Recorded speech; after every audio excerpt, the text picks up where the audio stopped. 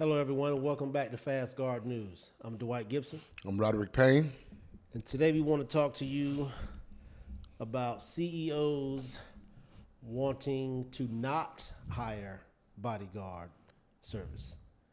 So, you sent me an article earlier that said something along the lines of CEOs are preferring not to take the necessary steps to protect themselves with professional bodyguards, that they'd rather, carry firearms themselves or walk around with a bulletproof vest. Did they name anyone in that article that said They that? didn't name anybody specifically, but I mean, you have to think about it like this.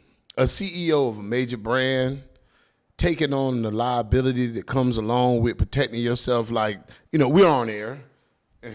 I'm armed. You're probably armed.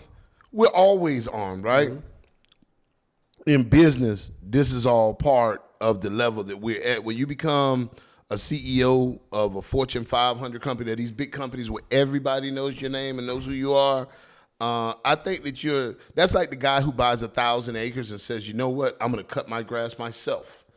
I'm not going to pay anybody. And it's like, save money? Yeah. It's like, man, you just bought 10 million acres, act the part. When you on a certain level, you need to act the part. Part of acting the part is why do you think the president doesn't carry a gun around? He's got people for that. He got people for that, man. What does the president of the United States look like if he is the hero and shoots the bad guy? What does that look like for the American people? Like, damn, he couldn't afford to get, it looks crazy, and it's a lot of liability. What a lot of people don't understand, and for all you CEOs out there, we're not going to mention any companies, but like for all of these quote unquote big companies, these blue chip companies, if you're carrying a firearm, that is the wrong move. You should be able to hire somebody to mitigate some of that liability, to at least take it away, because you can't be the person that's out there giving dictions and speaking at press conferences, and then the same person is going to be out there shooting people if somebody tries to approach them. That's a recipe for disaster. You play devil's advocate here. So why couldn't you do both? Why couldn't you have a bodyguard and be armed? It's the amount of liability. Like, okay, I'll give you one. Before you made your first $1 million, getting in a fight with somebody was a lot of fun. After you make your first $1 million, anybody you touch is going to sue you. Okay. You learn very quickly those lessons. It's not beneficial. You shoot somebody, you kill somebody, instead of focusing on what made you great and focusing on the position that you're in, that you're supposed to be running this company with thousands of employees, you're now fighting for your life in court. I mean, but as a man, at some point, you got to stand on some kind of principle. If I'm going to go down, I'm going to go down swinging. I'm just not going to depend on some other guy to step in front of the bullet for me. This is why women live longer than men. That's that statement right there. But I can respect it, though. Like, so, okay. You would hire a bodyguard, and then you would relinquish carrying your firearm? No. So I get what you're saying. So I'm going to play devil's advocate. The last fight that I got on when I was still in law enforcement, the last fight that I got in, I won the fight. I won the fight by a long shot. I was able to put a person in cuffs, and it was, there was really no fighting after that. I was hurt for 3 months after. I couldn't lift both of my arms up, higher than this. Like, as you get older, I would love to think that I'm the hero, but like the reality is, there's certain things you just not gonna do, like burst into a full-scale sprint from a stop, walking out with your family from the mall, and then boom into a sprint. You're not that guy anymore. So I am. That's why we train. Listen, there's a place for everybody. You know what guys like that go? They go to the emergency room. They end up skinning up their whole face. All I'm saying is like, when you're out here moving around, it's better to have a bodyguard. Like Jeff Bezos has a bodyguard for a reason. I mean, he got a security team. Okay. For a reason. Granted. Donald Trump, even before he became the new president-elect, when he was not a president, he still had a bodyguard team. But what if you got a CEO that's, grew up knowing how to handle himself, and he may not be afraid to mix it up if he needs to, if his life is on the line? I think the minute he does get into a fight, I think two things happen. I think people are going to applaud him. Hey, man, you're a billionaire. You just beat that guy up, man. Yeah. And then number two, his company's going to let him go because obviously that's not a good decision for you leading our company to be out here getting in fist fights with somebody. His company's gonna let him go for defending. Oh, the people gonna pump him, but the company's gonna say that's not the type of image that we want to portray. So we do health insurance for people with cancer and ailments. So what he should have did was just let the assailant whoop his ass. Unfortunately, what you ever heard that statement? That would have been better. You ever heard that statement about we don't pay you enough to take an ass whooping? True. That's what was told to me when I started my first security job, my first law enforcement job. We won't pay you enough to take an ass whooping, so try not to take none, okay? I get it. But in a scenario, in those scenarios where you're in the light, see, when you're standing in front of a crowd, the biggest crowd that I've been in front of, I used to DJ in college, so, the biggest crowd I was in was like 3,000 people, and you realize when you get on that mic and you're the DJ and you're doing all this stuff, you're in front of a bunch of people. It's hard to pinpoint the people that want to hurt you in 3,000 people. It's hard to pinpoint the one guy with a gun is there because his girlfriend liked your picture and he thinks that you guys have some type of relationship going on. You need guys for that. What you're planning on, the teleprompter, you're sitting there going through what you're going to say, what speech you're trying to deliver. If you're at some type of symposium for the company or whatever, you're there to deliver a message and hopefully get out and have some camaraderie time. You don't want to be trying to defend yourself, fight for your life. I think that's part of the issue with it. If you're going to be out there doing both, it's only sooner or later a matter of time before A, somebody sues the hell out of you, or B, somebody knocks you out. Floyd Mayweather is the only person in history that got away without taking an ass whooping. I want you to think about that. There's one Floyd Mayweather. I can fight, but I'm no Floyd Mayweather. And so what'll happen is eventually, you keep inviting comers. I take all comers. Somebody's going to be that guy. Well, so essentially what you're saying is if the shoe was on the other foot, and you were that guy, you would just let your security detail handle all of that. Every single aspect. When I go out, currently. You wouldn't wear a vest. You wouldn't carry a firearm. If someone came up and slapped you in the face, you would look to your security guy to defend. In certain scenarios, you almost have to. Mm-hmm. When you go inside the nightclubs, we went inside a nightclub not too long ago. I had to disarm. They took my teeth away. So, I was looking at my security guard like this anytime somebody looked at me the wrong way. hey, you going to let them do that? So, you sometimes get in situations, not saying without a gun, I don't know how to use these now. You still get some of these. But the reality is I don't want to be in that situation. Imagine, and just imagine this.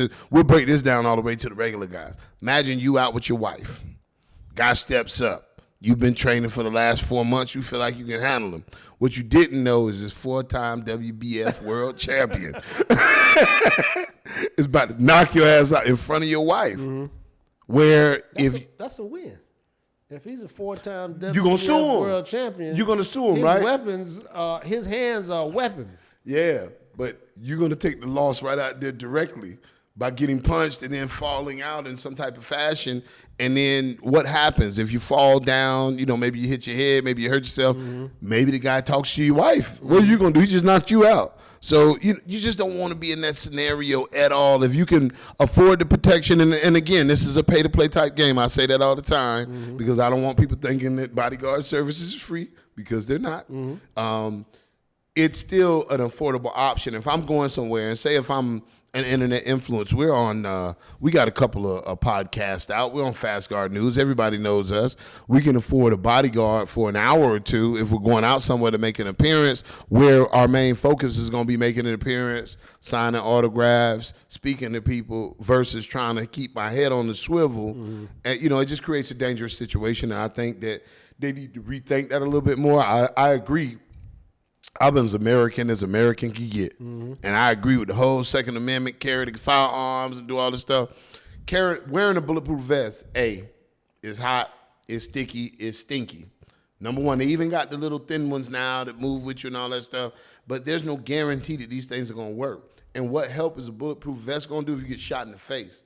Yeah. That's the reality. And I always say, give me a couple of seconds, and all I want is to know and see it coming, and I can deal with it. But the reality is that first shot that you hear could be a shot going directly through your forehead and lights out. And so if you have somebody to provide a little bit of extra defense on your behalf while you're out doing offense and trying to talk and doing whatever that you're doing as a CEO, get a bodyguard. Have somebody watch your back. That's what we're here for. Fast Guard is one of many companies throughout the nation that provide professional bodyguard service. Yep. But the bottom line is we're not trying to force this service on you. You can check it out. We're number one on the internet for that search term for bodyguards. The issue with that is you get a lot of inquiries and a lot of people hear the prices and get sticker shock. We cater to you. So if there's a scenario that you want or hey, I only want to guard for 4 hours, 5 hours, there's going to be a minimum cost to it, but we can definitely get it worked out. Don't let the sticker shock fool you or be afraid to ask questions when you're looking for a bodyguard. Right. What goes into hiring a good bodyguard? Because a lot of the higher end guys, they don't want to be around, the lower end guys that are, that they might want to try to talk to them. There was this one guy that worked with me at the club, quick story, and he worked with me at Live nightclub and talked about he knew Ricky Martin, and Ricky Martin was there at the nightclub that night. The singer. Yeah, Okay. and he was like, man, I know Ricky Martin. I used to work bodyguard detail for them. And so part of my job as supervisor, I would deal with whoever the liaison is, usually the manager or whatever. And the guy was standing over near the table, and I kept seeing him leaning over. And then finally the manager came and he was like, hey, man, could we remove this guy from the table? I said, man, I'm so sorry. I thought that he knew you guys. Yeah, we knew him. He used to work for us, and we fired him because he talked too much. And right now he's over there talking Ricky Martin's ear off, and he's trying to enjoy himself. Get him out of here. So you don't want a talkie poo to be your to be your security for the night. You don't want one of those guys that's on cell phones all the time. And you got to be alert. Yeah, you got to be alert. You got to keep your head on the swivel. I think that it's an excellent choice to have people that have played football get into the whole bodyguarding thing. And a lot of people think that law enforcement officers are their best bet. In many cases they are, but it's all based on training. Remember that every law enforcement officer is not in the gym training. Every law enforcement officer is not at the gun range shooting every day. It's just not possible. It's too many hours in a day to work. So you have to keep that in mind. You want to get somebody and understand what that training looks like. Me saying I'm a police officer may mean all the difference to somebody looking for a retired police officer. But if the guys that I want to hire when I go out, they need to know some type of fighting, judo, jiu-jitsu, boxing. They need to be able to do something. I need somebody that can take a punch. They need to know how to get me out of there. I don't need them trying to prove, like we had a couple of problems when we first started doing this business with guys that were on steroids. Had no idea these guys were uncontrollable. So you would have a guy with a client, and instead of walking through the crowd and trying to get the client where they're going, paying attention specifically to the client, they're pushing people, and the people push them back, and they're ready to go, all balls to the wall with these guys. And we're like, you can't do that. We're trying to walk through the crowd with the client. Oh, no, but you see how you came at me? It's the steroids. Some of these guys got way too deep into it, and it just doesn't gel. So you want somebody that's going to be inconspicuous. They're not there to be your friend. They're there on their job. They got their head on the swivel. They know how to move. They're going to be efficient with, if they have to get on the phone, maybe to text the driver, hey, we're about to move, or whatever the case is. They're not sitting there on their phone looking at Instagram for an hour while you're standing there vulnerable. So there's a lot of key qualities that go into a bodyguard that's worth his salt. Right. Again, like I say, pay to play. You get what you pay for. So, a lot of these guys, I would say the CEOs aren't cheap, right? They know certain things they want to spend on, certain things they don't. I just think a lot of people, like you said, it's the machismo thing. It's a lot of real hard guys in the cemetery. I knew a lot of hard guys that they're not here anymore because they were hard. People say, you know what? This CEO wants to wear a vest and all that. I was just going to go and scream at him. But since I know he wearing a vest and got a gun and he wants to be an enemy combatant, I'm gonna come at them like this. And so you kind of invite certain behaviors. That's like me getting on this Fast Guard News and saying, I bet nobody can knock me out. They'll come. Well, it all boils down to this. Well, in insurance, when you have insurance is about transferring risk. So hire a bodyguard, transfer the risk. Give us a call and talk about it. You can reach us at 844-25-GUARD, or you can reach us online at www.fastguardservice.com. We're looking forward to speaking with you. Have a nice day. Thank you.